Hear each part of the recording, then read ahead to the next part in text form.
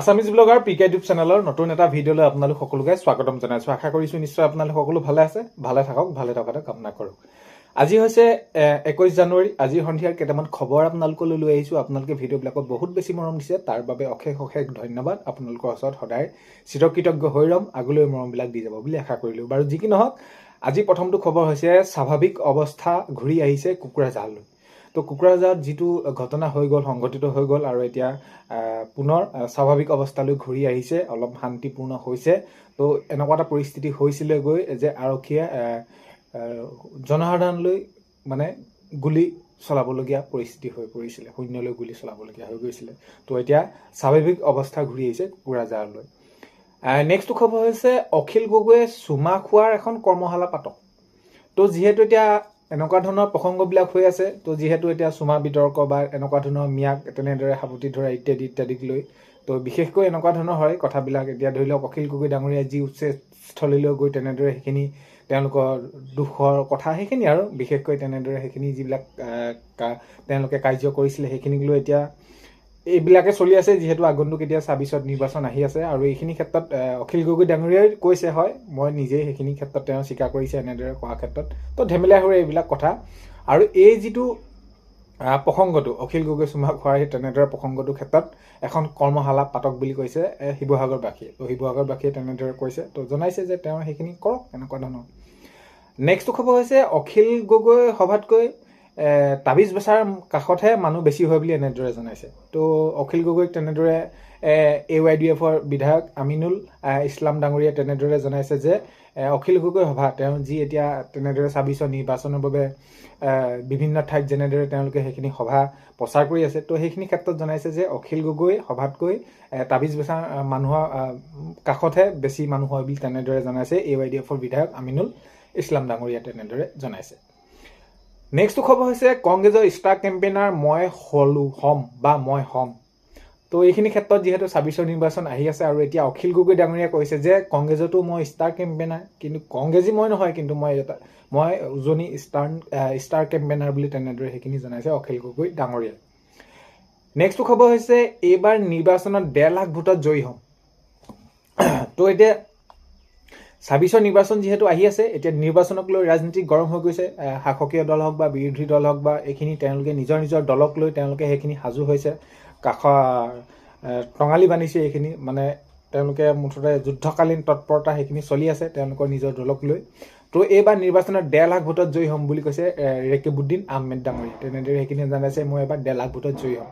তো সেইখিনি নিজৰ পৰিকল্পনা বা নিজে তেওঁলোকে সেইখিনি ভাবি ৰাখে যে মই এইখিনি এনেদৰে জয়ী হ'ব পাৰিম বা জয় হ'ম বুলি। তো আগন্তুক সময়ত সেইখিনি সকলোখিনি জনসাধাৰণে তেওঁৰ ফলাফলসমূহ দেখা যাব যে কোন কেনেদৰে ক'ত কি হয়। কিন্তু এতিয়া ৰাজনীতিত যদি আমি চাওঁ তেনেহ'লে অসমৰ এতিয়া পূৰা আকাশ পাতাল কপাই ৰাখিছে বিৰোধী আৰু শাসকীয় দলে।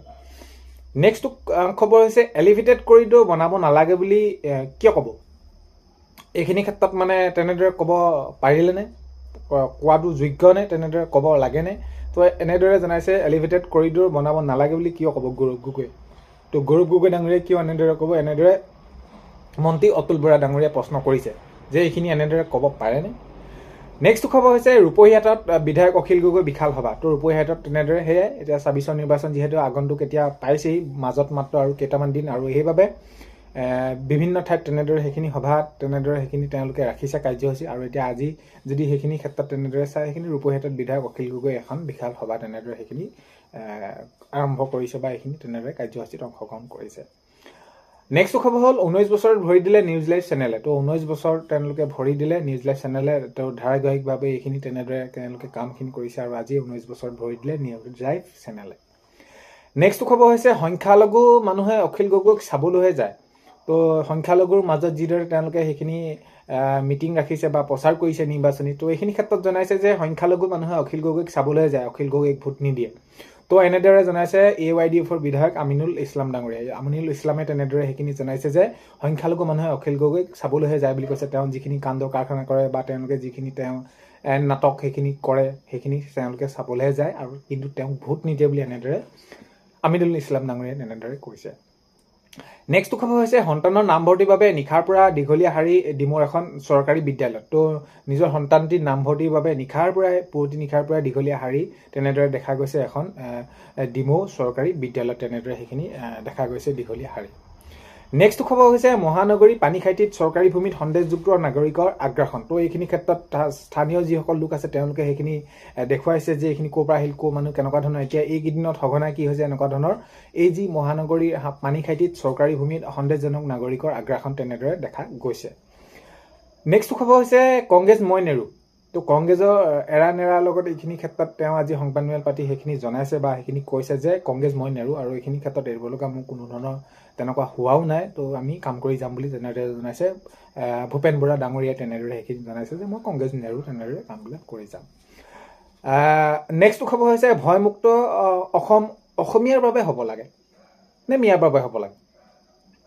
অখিল গগৈ ডাঙৰীয়াই যিটো তেনেদৰে সেইখিনি প্ৰস্তাৱ ৰাখিছিলে বা কৈছিলে যে ভয়মুক্ত এতিয়া সেইখিনি ৰাজ্যবাসীয়ে সেইখিনি প্ৰশ্ন কৰিছে যে ভয়মুক্ত অসম অসমীয়াৰ বাবে হ'ব লাগে নে মিয়াৰ বাবে। তো উভতি ধৰিছে ৰাজ্যবাসীয়ে অখিল গগৈ ডাঙৰীয়াক।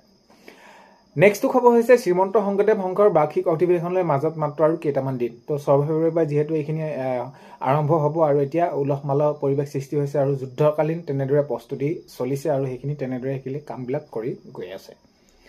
নেক্সট খবৰ হৈছে নগাঁৱত ৰকিবুল হুছেইনৰ সংবাদমেল। তো নগাঁৱত ৰকিবুল হুছেইন ডাঙৰীয়াই তেনেদৰে সংবাদমেল সম্বোধন কৰিছে আৰু তেওঁলোকে সেইখিনি বিভিন্ন কাৰ্যসূচী তেনেদৰে তেওঁলোকে সেইখিনি কৈছে আৰু ধৰি লওক শাসকীয় দলৰ বিৰুদ্ধে সেইখিনি তেনেদৰে সেইখিনি কৈছে আৰু মুঠৰ ওপৰত নগাঁৱত ৰকিবুল হুছেইনৰ সংবাদমেল তেনেদৰে সেইখিনি সম্বোধন কৰিছে।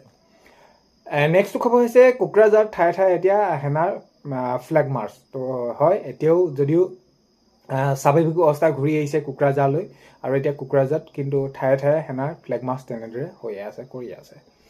নেক্সট খবৰ হৈছে চাকৰি দিয়াৰ নামত ধন আদায় বনি মেডিক গ্ৰেপ্তাৰ। তো চাকৰি দিম বুলি কৈ তেনেদৰে বিভিন্নজনৰ পৰা লৈছে আৰু এতিয়া স্বচ্ছ নিকাভাৱে নিজৰ মেধাভিত্তিত সকলোৱে চাকৰি পাইছে আৰু এইখিনি সময়তে তো যি চাকৰি দিয়াৰ নামত ধন আদায় কৰিছিলে তেওঁ বনি মেডিক তেনেদৰে গ্ৰেপ্তাৰ কৰিছে। নেক্সট খবৰ হৈছে 30 জানুৱাৰীত ডিব্ৰুগড়লৈ আহিব কেন্দ্ৰীয় গৃহমন্ত্ৰী। হয় 30 জানুৱাৰীত ডিব্ৰুগড়লৈ আহিব কেন্দ্ৰীয় গৃহমন্ত্ৰী ডাঙৰীয়াই কেইবাটাও কাৰ্যসূচীত অংশগ্ৰহণ তেনেদৰে কৰিব। নেক্সট খবৰ হৈছে জোনবিল মেলাৰ প্ৰস্তুতি প্ৰায় সম্পূৰ্ণ। জোনবিল মেলাৰ প্ৰায় প্ৰস্তুতি সম্পূৰ্ণ হৈ উঠিছে। নেক্সট খবৰ হৈছে কোকৰাঝাৰ আশ্ৰয় শিবিৰত প্ৰায় 1200তকৈ অধিক লোক তেনেদৰে আছে আশ্ৰয় শিবিৰত তেওঁলোকে আছে আৰু তেওঁলোকে সেইখিনি তাতে আশ্ৰয় শিবিৰত থাকিব লগা হৈছে। নেক্সট খবৰ হৈছে অখিল গগৈ কংগ্ৰেছৰ ব্ৰেণ্ড এম্বেচাডৰ হোৱাৰ প্ৰস্তাৱ ৰিজেক্ট কৰিলে গৌৰৱ গগৈ ডাঙৰীয়াই। যি অখিল গগৈ ডাঙৰীয়াই তেনেদৰে কৈছিলে ষ্টাৰ কেম্পেইনাৰ বুলি বা মই ব্ৰেণ্ড এম্বেচাডৰ হ'ম বুলি, তো এইখিনিক পোনচাতেই তেনেদৰে নাকচ কৰিলে, ৰিজেক্ট কৰিলে গৌৰৱ গগৈ ডাঙৰীয়াই। গৌৰৱ গগৈ ডাঙৰীয়াই কৈছে আমাৰ মানুহ আছে, আমাৰ মানুহে কৰিব, তেওঁ কিয় তেনেদৰে অৰ্থাৎ সেইখিনি ৰিজেক্ট কৰিলে গৌৰৱ গগৈ ডাঙৰীয়াই অৰ্থাৎ কৈছে তেনেদৰে। নেক্সট খবৰ হৈছে শিখা শৰ্মাক আদালতত আজি হাজিৰ কৰা হৈছে। যিহেতু জুবিন গাৰ্গক কেনেদৰে সেইখিনি মৃত্যুক লৈ বা তেওঁলোক চৰিত্ৰৰ ক্ষেত্ৰত কেনেদৰে এইখিনি কি উত্থাপন কৰিছিলে এইখিনিক লৈ তেওঁক গ্ৰেপ্তাৰ কৰা হৈছিল আৰু আজি আদালতত হাজিৰ কৰা হৈছে।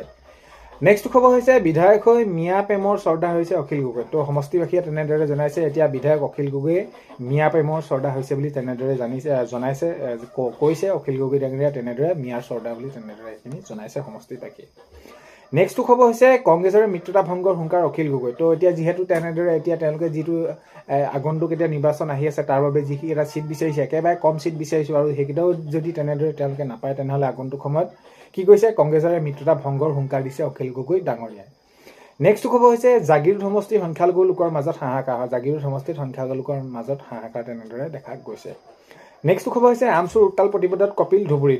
আমচুৰ উত্তাল প্ৰতিবাদত কপিল ধুবুৰী।